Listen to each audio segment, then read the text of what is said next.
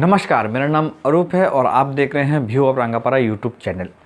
दोस्तों, आपने पिछले कुछ दिनों से ये ध्यान दिया होगा कि हमारे इस यूट्यूब चैनल में हम लगातार पिछले कुछ दिनों से हमारे जो असम के आदिवासी भाई और बहनों हैं उनके मुद्दे को इस चैनल पे उठा रहे हैं। और हमारे जो पिछले वीडियो में आप लोगों ने जो प्यार और सपोर्ट दिखाया है उसे ध्यान में रखते हुए आज हम लोग एक बार फिर आपके लिए एक और नए वीडियो लेके के आए हैं, जिसमें आज हम आपको बताएंगे कि कैसे हमारे जो असम के आदिवासी भाई और बहनों की जो मेहनत की खून पसीने की जो कमाई होती है, जिसे हम आम भाषा पे हाजिरा कहते हैं, उसके ऊपर कैसे राजनीति होती है। तो चलिए शुरू करते हैं आज का वीडियो।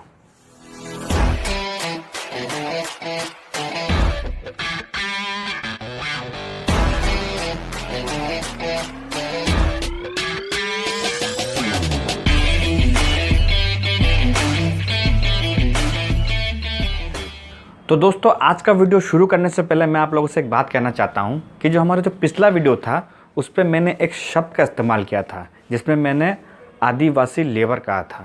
तो इस लेबर शब्द से हमारे एक जो भाई है उनको काफ़ी तकलीफ़ हुआ, तो उसने हमें कमेंट करके हमें बताया कि हमें लेबर मत कहो।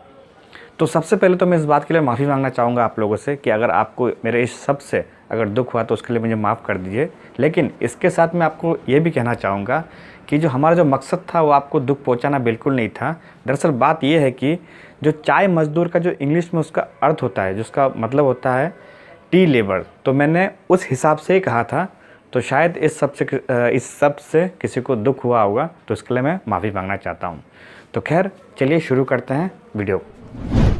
तो दोस्तों, सबसे पहले तो आप एक बात समझ लीजिए कि जो कोई भी जंग जीतने के लिए हमें सबसे पहले ज़रूरत होगी नॉलेज या फिर कह लीजिए ज्ञान की। बिना नॉलेज और या फिर ज्ञान के आप कोई भी जंग नहीं जीत सकते। सरकार आपका काम सिर्फ 2 मिनट में तमाम कर देगी। तो सबसे पहले आप ये जान लीजिए कि हमारे देश में जो कौन कौन से वो राज्य है जिसमें चाय का उत्पाद होता है, और उनमें जो काम करने वाले जो चाय मज़दूर होते हैं उनकी तुलना में जो हमारे असम के जो चाय मज़दूर है उनके हिसाब से उनका हाजिरा कितना पड़ता है, यानी कि उनका जो बाहरी जो राज्य है उनके जो मज़दूर के हाजिरा है वो कितना है, और हमारे जो असम में जो काम करने वाले जो मज़दूर है उनका हाजिरा कितना है, ये देखेंगे हम। चलिए, तो देखिए, सबसे पहले इस लिस्ट में नाम आता है हमारे खुद के राज्य का असम का। उसके बाद आता है वेस्ट बंगाल, उसके बाद तमिलनाडु, केरला, त्रिपुरा, अरुणाचल प्रदेश, हिमाचल प्रदेश, कर्नाटका, सिक्किम, नागालैंड, उत्तराखंड, मणिपुर, मिजोरम, मेघालय, बिहार और उड़ीसा। तो यही है वो राज्य जिनमें आप ये मान सकते हैं कि असम की ही तरह उनके यहाँ भी चाय का उत्पाद होता है, यानी कि वहाँ भी ऐसा ही टी गार्डन है। तो अब अगर इनमें से अगर हम तीन राज्यों को ही उठा लेते हैं, 3 राज्यों को ही, अगर उनकी ही तुलना अब हमारे जो असम के जो चाय गार्डन पे जो काम करने वाले जो मज़दूर हैं उनकी हाजिरा से करते हैं। तो चलिए इसको भी देख लेते हैं एक बार। तो अगर बात हम सबसे पहले अगर देखें तो केरला की करें, तो केरला में जो चाय मज़दूर हैं उनको एक दिन जो गार्डन पे काम करने के लिए उन्हें मिलता है 380 रुपया, यानी कि उनका एक दिन का हाजिरा बनता है 380 रुपया, जो कि मैं समझता हूँ कि ठीक ठाक है और अच्छा है बहुत। और साथ ही उनको जो सरकारी बेनिफिट्स होते हैं वो भी मिलते हैं, जैसे कि मान लीजिए असम में जैसे कभी चावल मिल गया, कभी चीनी मिल गया, तो कभी आपके अकाउंट में पैसा डाल दिया। तो इस तरह के जो बेनिफिट्स होते हैं, अगर उन बेनिफिट्स को भी अगर इसमें जोड़ दें तो उनका एक दिन का जो हाजिरा बनता है वो 500 रुपया बनता है, यानी कि हमारे जो असम के मज़दूर हैं उनसे कई ज़्यादा है। और ये मैं समझता हूँ कि ये जो 500 रुपया है ये काफ़ी अच्छा है, एक इंसान के लिए एक अच्छी ज़िंदगी जीने के लिए ये काफ़ी है। तो उनका जो महीने का आप अगर टोटल सैलरी पकड़ लीजिए अगर मंथली, तो उनका बनता है 15,000 रुपये। तो इसी तरह अगर हम बात करें दूसरा राज्य जो है सिक्किम की, अगर सिक्किम की बात करें तो सिक्किम में एक दिन का जो वहाँ के चाय मज़दूर को हाजिरा मिलता है वो है 320 रुपया, जो कि मैं समझता हूँ ये भी ठीक ठाक ही है, हमारे असम से तो कई अच्छा है। तो इनका जो महीने का अगर इसका जोड़ दे अगर एक साथ, तो इनका महीने का सैलरी अगर हिसाब से देखें तो इनका बनता है 9,600 रुपया, जो मैं समझता हूँ कि चलो ये भी ठीक है।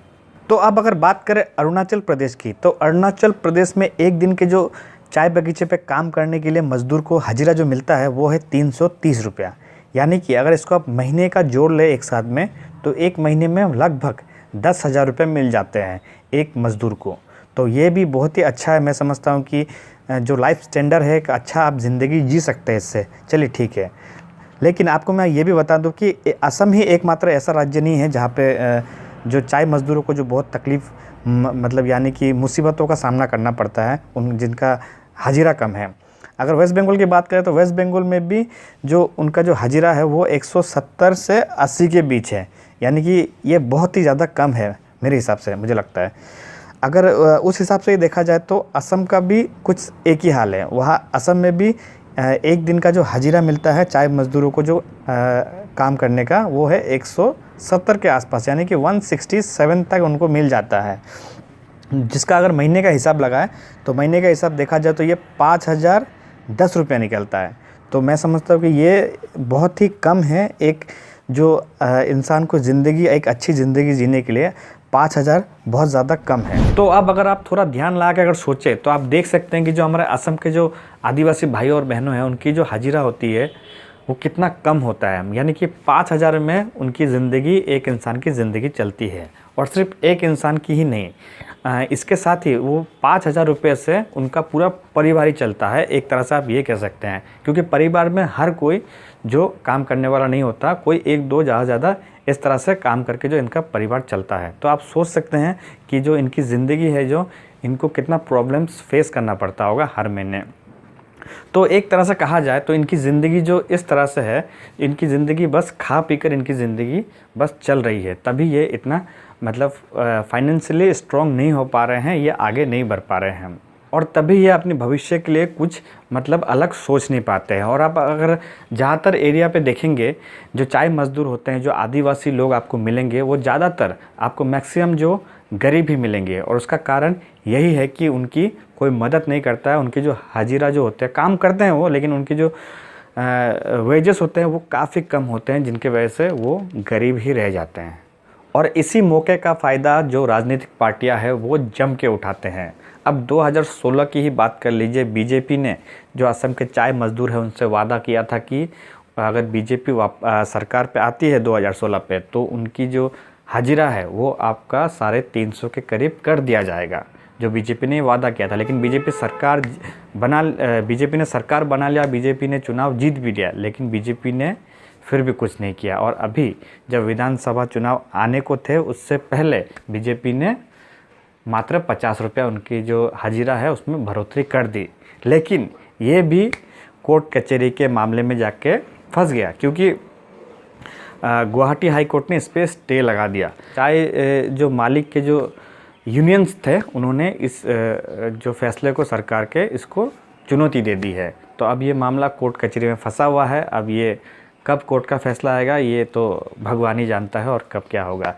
और अगर दूसरी तरफ देखें तो अगर कांग्रेस की बात करें तो कांग्रेस की जो कुछ दिन पहले आपने देखा होगा कि प्रियंका गांधी काफ़ी चाय मज़दूरों के जो करीब जाके, घरों पे जाके खाना खा रही थी, मिल रही थी, उनसे गले मिल रही थी। तो उन्होंने भी ये वादा किया है कि अगर उनकी कांग्रेस की सरकार आती है तो जो मज़दूरों का जो हाजिरा है वो 365 रुपया कर दिया जाएगा। यानी कि बीजेपी से भी बड़ा वादा किया है इन्होंने। लेकिन ये वादा सच होगा या फिर ये वादा पूरा होता है कि नहीं, ये तो अब आने वाला दिन ही बताएगा। तो अब सबसे बड़ा सवाल ये उठता है कि ये हमेशा जो पॉलिटिशियन है, ये आदिवासी जो भोले भाले लोगों का होता है, इनका फ़ायदा उठाते हैं। ये लालच देते हैं कि हाँ, हम आपका हाजिरा बढ़ा देंगे। तो इस बात से जो वोटर्स होते हैं इनको वोट दे देते हैं, लेकिन चुनाव जीतने के बाद ये सब भूल जाते हैं। तो इनसे बचे कैसे, ये सबसे बड़ा इंपॉर्टेंट, देखिए ये सबसे इम्पोर्टेंट पॉइंट है, इनसे बचे कैसे। अब ये लोग जो वादा कर देते हैं लेकिन पूरा तो कर पाते हैं नहीं। अब बीजेपी ने वादा किया लेकिन पूरा नहीं कर पाया। अब पैसा तो कोई, देखिए अभी जो ये जो चाय बगीचे के जो मालिक होते हैं, वे ये तो पैसे अपने घर से लाके तो आपको देने वाले हैं नहीं। सरकार या प्रियंका गांधी अपने घर से तो लाके आपको हाजिरा आपकी तो नहीं बनाएंगे।